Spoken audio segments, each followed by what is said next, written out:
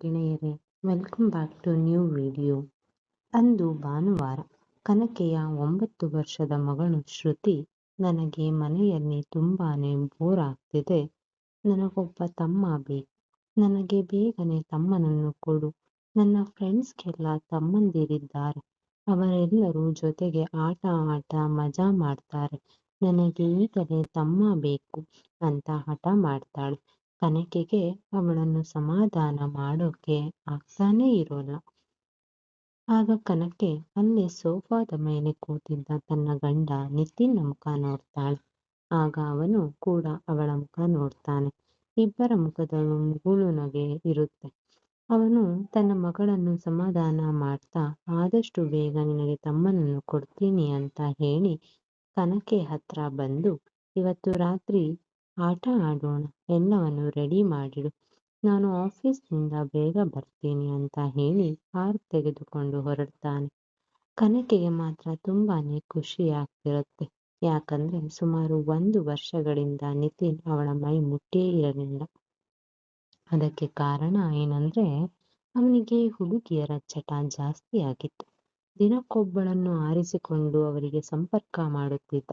ಹಾಗಾಗಿ ಕನಕೆ ಅವನಿಗೆ ಬೋರ್ ಆಗಿದ್ದಳು. ಮನೆಗೆ ಬರುವಾಗಲೇ ಯಾರಿಗೋ ಮಾಡಿ ಬರುವುದರಿಂದ ಅವನಿಗೆ ಕನಕೆಗೆ ಮಾಡೋಕೆ ಮನಸ್ಸು ಬರುತ್ತಿರಲಿಲ್ಲ. ಅವನಿಗೆ ಆಸೆಯಾಗಿ ಅವಳೇ ಅವನ ಮೇಲೆ ಬಿದ್ದರೂ ಅವನು ಏನು ಮಾಡ್ತಿರ್ಲಿಲ್ಲ. ಹಾಗಾಗಿ ಕನಕೆ ದಿನವೂ ಉಪವಾಸ ಮಲಗುತ್ತಿದ್ದಳು. ಈಗ ಶ್ರುತಿ ಹಠ ಕಡಿಮೆಯಾಗಿತ್ತು. ಕನಕೆ ಅವಳ ಜೊತೆ ಸ್ವಲ್ಪ ಹೊತ್ತು ಆಟ ಆಡಿ, ನಂತರ ಆಟ ಆಡಿದ್ದು ಸಾಕು, ಹೋಂವರ್ಕ್ ಮಾಡು ಅಂತ ಹೇಳಿ ಪುಸ್ತಕವನ್ನು ತೆಗೆದಿಟ್ಟಳು. ಅವಳು ಕೂಡ ಬೇರೆ ದಾರಿ ಇಲ್ಲದೆ ತನಗೆ ಕೊಟ್ಟ ಹೋಂವರ್ಕ್ ಮಾಡೋಕೆ ಶುರು ಮಾಡ್ತಾಳೆ. ಮಹೇಶನ ಆಗಮನ ಮತ್ತು ಅಡುಗೆ ಮನೆಯ ಅನಿರೀಕ್ಷಿತ ಘಟನೆ. ಆಗ ಪಕ್ಕದ ಮನೆಯ ಹುಡುಗ ಮಹೇಶ್ಗೆ ಕಾಲ್ ಮಾಡಿದ.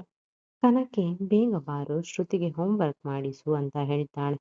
ಅವನ ಮನೆ ಅಲ್ಲೇ ಹತ್ತಿರದಲ್ಲಿ ಇದ್ದರಿಂದ ಅವನು 5 ನಿಮಿಷದಲ್ಲಿ ಮನೆಗೆ ಬರ್ತಾನೆ ಮತ್ತು ಶ್ರುತಿಗೆ ಹೋಂವರ್ಕ್ ಮಾಡಿಸೋಕೆ ಶುರು ಮಾಡ್ತಾನೆ. ಮಹೇಶ್ ಡಿಗ್ರಿ ಓದಿದ್ದ ಹುಡುಗ. ಕೆಲಸ ಸಿಗದೆ ಕೆಲಸಕ್ಕಾಗಿ ಸರ್ಚ್ ಮಾಡ್ತಿರ್ತಾನೆ. ಅವನಿಗೆ ಮನೆಯಲ್ಲಿ ಬೋರ್ ಆಗೋದ್ರಿಂದ ಕನಕೆಯ ಮನೆಗೆ ಆಗಾಗ ಬರ್ತಿದ್ದ. ಶ್ರುತಿಗೆ ಮಹೇಶ್ ಅಂದ್ರೆ ತುಂಬಾನೇ ಇಷ್ಟ. ಅವನ ಜೊತೆ ಆಟ ಆಡುತ್ತಿದ್ದ ಶ್ರುತಿ ತನ್ನ ಅಪ್ಪನಿಗಿಂತಲೂ ಹೆಚ್ಚಾಗಿ ಮಹೇಶ್ಳನ್ನು ಹಚ್ಚಿಕೊಂಡಿದ್ದ.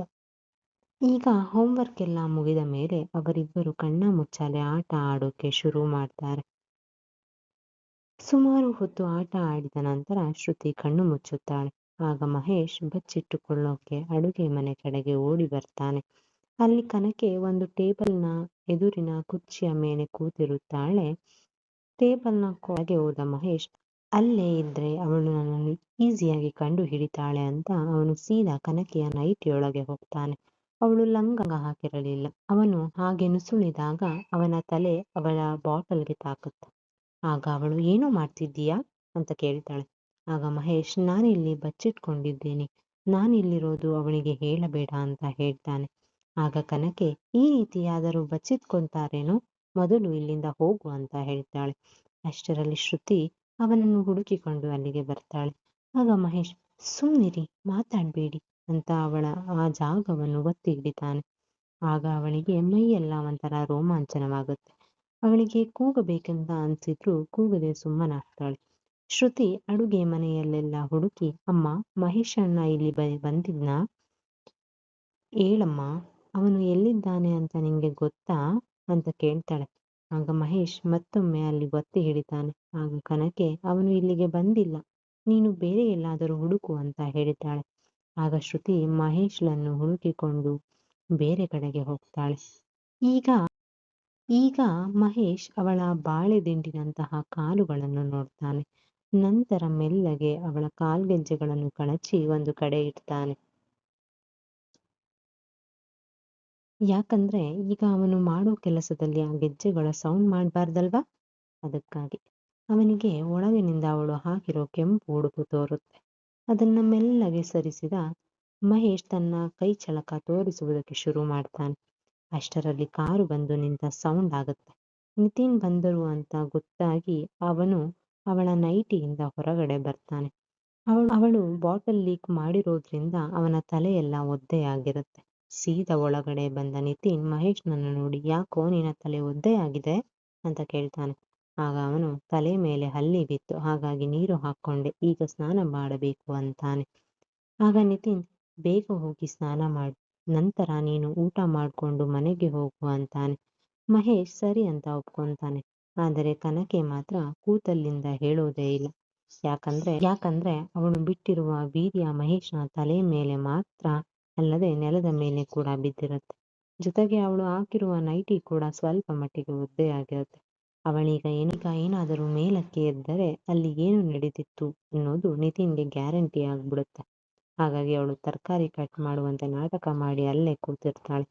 ಅಷ್ಟರಲ್ಲಿ ಶ್ರುತಿಗೆ ಅಲ್ಲಿಗೆ ಬಂದ ಮಹೇಶ್ನನ್ನು ನೋಡಿ, ನೀನಿಲ್ಲಿ ಇದ್ದೀಯಾ, ನಾನು ನಿನ್ನನ್ನೆಲ್ಲೆಲ್ಲ ಹುಡುಕ್ದೆ ಗೊತ್ತಾ ಅಂತ ಹೇಳುವಾಗ ಅವನು ಅವಳನ್ನು ಎತ್ತುಕೊಂಡು ಹೊರಗಡೆ ಕರ್ಕೊಂಡು ಹೋಗ್ತಾನೆ.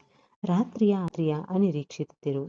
ಈಗ ಅಡುಗೆ ಮನೆಯಲ್ಲಿ ಯಾರು ಇಲ್ಲದಿರುವುದನ್ನ ನೋಡಿ ನಿತಿನ್ ಕನಕೆಯ ಬಲೂನ್ ಒತ್ತುತ್ತಾ, ಇವತ್ತು ಒಳ್ಳೆ ರೀತಿ ಮಜಾ ಮಾಡೋಣ ಅಂತ ಹೇಳ್ತಾನೆ. ಅವಳು ಸರಿ ಅಂತ ಹೇಳ್ತಾಳೆ. ಅಷ್ಟರಲ್ಲಿ ನಿತಿನ್ಗೆ ಕಾಲ್ ಬರುತ್ತೆ. ಅವನು ಕಾಲ್ ರಿಸೀವ್ ಮಾಡಿ ಹೊರಗಡೆ ಮಾತಾಡೋಕೆ ಹೋಗ್ತಾನೆ. ಆಗ ಬೇಗ ಎದ್ದ ಕನಕೆ ಒಂದು ಬಟ್ಟೆ ತುಂಡು ತನ್ನ ಕಾಲಡಿಯಿರೋ ನೀರನ್ನು ಒರೆಸಿಕೊಳ್ತಾಳೆ. ಜೊತೆಗೆ ಆ ಬಟ್ಟೆಯಿಂದಲೇ ತನ್ನ ಬಾಟಲಿಯನ್ನು ಒರೆಸಿಕೊಳ್ತಾಳೆ. ಆಗ ಅಲ್ಲಿಗೆ ಬಂದ ನಿತಿನ್, ನಾನು ಸ್ವಲ್ಪ ಹೊರಗಡೆ ಹೋಗಿ ಬರ್ತೀನಿ, ಫ್ರೆಂಡ್ಸ್ ಇದು ಪಾರ್ಟಿ ಇದೆಯಂತೆ, ರಾತ್ರಿ ಬೇಗ ಬರ್ತೀನಿ ಅಂತ ಹೇಳಿ ಹೋಗ್ತಾನೆ. ಮಧ್ಯಾಹ್ನ ಆಗಿರೋದ್ರಿಂದ ಅವರೆಲ್ಲರೂ ಜೊತೆಗೆ ಕೂತು ಊಟ ಮಾಡ್ತಾರೆ. ಊಟ ಮುಗಿದ ನಂತರ ಶ್ರುತಿ ಮತ್ತೊಮ್ಮೆ ಕಣ್ಣ ಮುಚ್ಚಲೆ ಆಡೋಣ ಅಂತಾಳೆ. ಆಗ ಮಹೇಶ್ ಸರಿ ಅಂತ ಒಪ್ಕೊಂತಾನೆ. ಅದನ್ನ ಕೇಳಿದ ಕನಕೆ ತನ್ನ ಉಡುಪು ತೆಗೆದು ಬದಿಗಿಟ್ಟು ಮತ್ತೊಮ್ಮೆ ಅಡುಗೆ ಮನೆಗೆ ಅದೇ ಟೇಬಲ್ನ ಮುಂದಿರೋ ಕುರ್ಚಿಯ ಮೇಲೆ ಕೂತ್ಕೋತಾಳೆ. ಮಹೇಶ್ ಮತ್ತೊಮ್ಮೆ ಅಡುಗೆ ಮನೆಗೆ ಬಚ್ಚಿಟ್ಕೊಳ್ಳೋಕೆ ಬಂದಾಗ ಕನಕೆ ತಾನಾಗಿ ಅವನನ್ನು ಕರೆದು ನೈಟಿಯೊಳಗೆ ಬಚ್ಚಿಟ್ಕೊಳ್ಳೋಕೆ ಹೇಳ್ತಾಳೆ. ಆಗ ಮಹೇಶ್ ಖುಷಿಯಿಂದಲೇ ನೈಟಿಯೊಳಗೆ ಹೋಗ್ತಾನೆ. ಮತ್ತೊಮ್ಮೆ ಶ್ರುತಿ ಅಡುಗೆ ಮನೆಗೆ ಬಂದು ಅಲ್ಲೆಲ್ಲ ಹುಡುಕಿ ಬೇರೆ ಕಡೆ ಹುಡುಕಲು ಹೋಗ್ತಾಳೆ. ಆಗ ಮಹೇಶ್ ತನ್ನ ನಾಲಿಗೆಯ ಆ ಟಾವನ್ನು ಶುರು ಮಾಡ್ತಾನೆ. ಅವನ ನಾಲಿಗೆಯ ಆಟ ಅವಳಿಗೆ ತುಂಬಾನೇ ಖುಷಿ ಕೊಡ್ತಿರುತ್ತೆ. ನಂತರ ಮತ್ತೊಮ್ಮೆ ಎಲ್ಲವನ್ನು ಮುಗಿಸಿಕೊಂಡು ಮಹೇಶ್ ಶ್ರುತಿಗೆ ಪಾಠ ಹೇಳಿಕೊಡಲು ಹೋಗ್ತಾನೆ. ಆಗಲೂ ಕೂಡ ಶ್ರುತಿಗೆ ಓದಲು ಮನಸ್ಸಿರಲಿಲ್ಲ.